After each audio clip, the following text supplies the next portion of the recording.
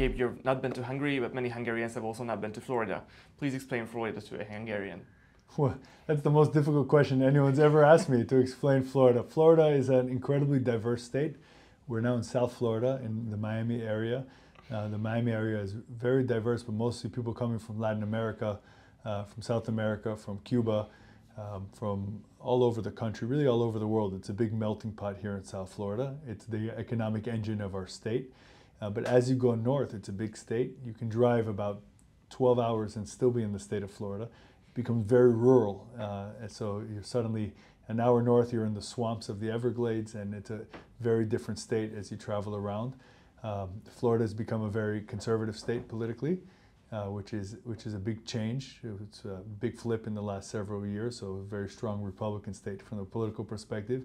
But really, it's a beautiful state to live, and probably the best state to live in the United States. Do you think there's such a thing as a DeSantis system? Is it something special that's going on here under Governor DeSantis? There's definitely something special going on here under Governor DeSantis, but it's not just Governor DeSantis. It's the system of government that we have here in Florida. Governor after governor, especially the last few. We had Governor Rick Scott before DeSantis, who's now a senator, who've really just pushed things, which we get government out of the way, let businesses flourish. In the last few years, after COVID in particular, people really started focusing on state government and the role they play in your lives. And people really started realizing, it's not that something big changed, but they started realizing how different government runs in the state of Florida versus so many other governments around our country. And the way the U.S. is set up, many people don't know. Outside the U.S., is each state, it's almost a laboratory of democracy is the term that they use, where they're run differently each state under, of course, making sure it's under the U.S. Constitution and under federal law, but there's still differences within each state. And the state of Florida is run in such a way, no state income tax in the state of Florida is a big thing. Usually you have to pay tax at both levels. And so many other amazing things. And people are moving to Florida more than any other state in the country. Does the Florida Conservative Project have a good shot at surviving after Governor DeSantis hits his term limit? I'm very confident that we're going to have a Republican governor next, for sure. Again, the leading candidate today is Byron Donalds, who's a member of Congress from Florida. Fantastic guy. I've had him on my podcast. I'm sure we'll talk about that in a second. And right now, the leading candidate, I'm supporting him at this time. And I think that the state of Florida would be lucky to have him. Registrations in the state of Florida have flipped entirely to a place where it would be almost impossible for a Democrat to win. But of course, that's what makes politics fun, because anything's possible. So you worked, as I understand, most of your life litigating and doing political advocacy work in Florida, and then you started a podcast. What made you do that, and who did you have on so far? Sure. So a year and a half ago, I started this podcast. I was really just aggravated with the level of conversation that was happening in this country. It's still happening that way, where it's just a lot of adversity. You either agree with someone or you're canceled, but there's no way to disagree, not just nicely, but robustly, like actually have real disagreements, real discussions.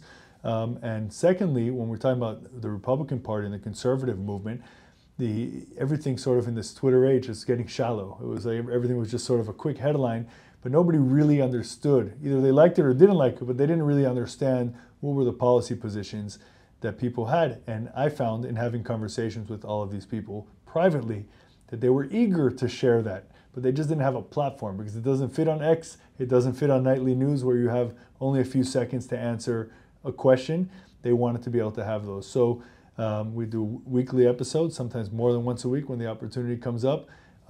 Mostly it's discussions with elected officials. We've had U.S. senators, we had Marco Rubio on, we've had Stephen Harper, the former Prime Minister of Canada, on. We've had members of Congress from all over the country, governors, candidates for different offices. It's really, really just been an interesting mix. And we've done very, very interesting things. Different Hollywood stars like Jon Voight have been on the show. And it's all just people that really care deeply about these issues. And we get into deep dives. They're not 3 hours long like our friends like Joe Rogan and such. They're lucky that they can do that. I don't have the attention span that some people do. So I keep my episodes about 30, 35 minutes, try to hit 3 or 4 topics in that time, 10 minutes or so per topic, and it's been fantastic. So the very thing you've been spearheading most of your working life was Jewish advocacy in the US. In what place is Israel and the Middle East in in the conservative camp in the US right now? I mean, I'm asking, of course, because there is a very visible fracture in the conservative podcastosphere with leading personalities like Tucker Carlson criticizing the Iran strikes of President Donald Trump. How is it doing Jewish advocacy right now on the American right? So it's interesting. The Jewish world in the United States has been focused rightly for the last few years, no pun intended, but they've been focusing on the left because the left here, the progressive left, the woke left, have really gone from being a fringe group to being a mainstream group and impacting not just politics, but institutions, universities, politics, and everything in between. So the focus has been there. On the conservative side, on the Republican side, because also people are trying to be reflexive against what the other side is doing, the Republican Party and the conservative movement in general have been squarely pro-Israel, anti-Semitism, standing up to protect the Jewish community in the United States in a way that we've never seen before in the history of the United States. It's really just something that's incredible to see.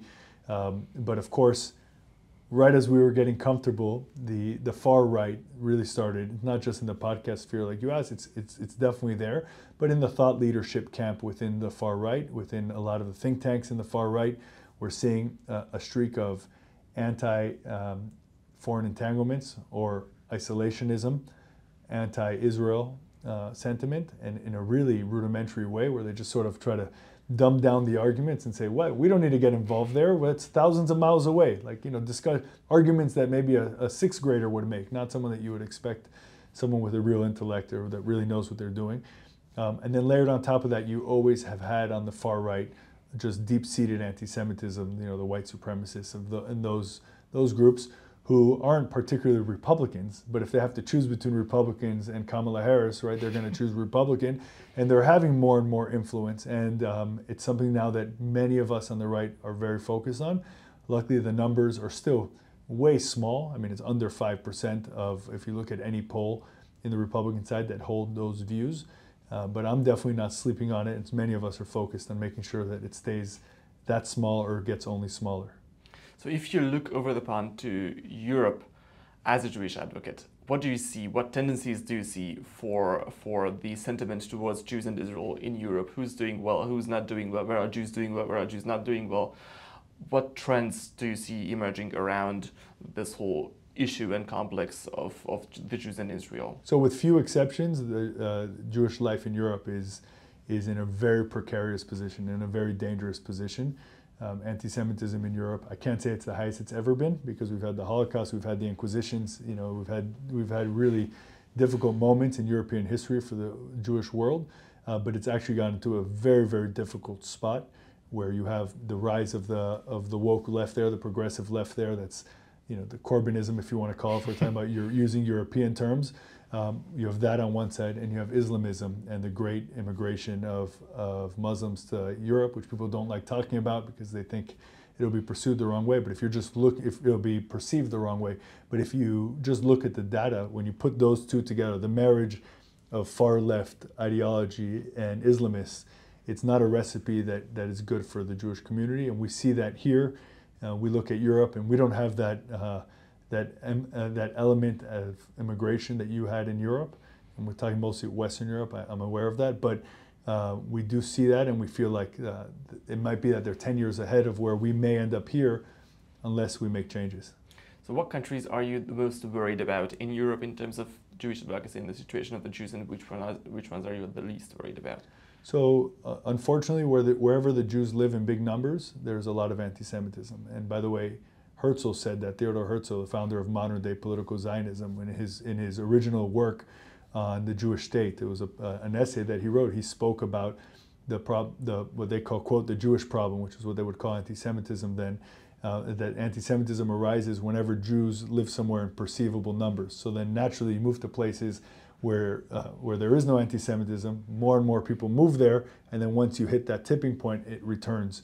I think that if you look at countries like France, the United Kingdom, Belgium, wherever you see large Jewish communities, you're seeing a tremendous amount of anti-Semitism. Where am I most worried? Probably Belgium and France are probably the two worst countries right now by way of anti-Semitism, both on the data side and anecdotally speaking to people. The United Kingdom, it's very difficult. They don't like to speak about it as much there. You speak to the Jewish community, they try to be a lot more quiet in their pushback. But if you drive the streets here in South Florida, for example, and you'll see Israeli flags or people walk into synagogue openly wearing a kippah on their heads with no fear at all. Not that we don't have security, we don't, it's not a panacea, but you don't see that at all in places like France and in the United Kingdom. And even the rabbis there will urge people not to wear kippahs, to wear baseball hats, because first you have to take care of yourself. It's a Jewish law, pikuach nefesh, no matter what first comes, you got to protect yourself. There's no law that supersedes your own life, right? So, but that's the state of the world there, and it's scary, and people are moving out in droves from those countries, and it's a difficult thing to watch. Gabe, thanks a lot for your time. Yalab. Thank you.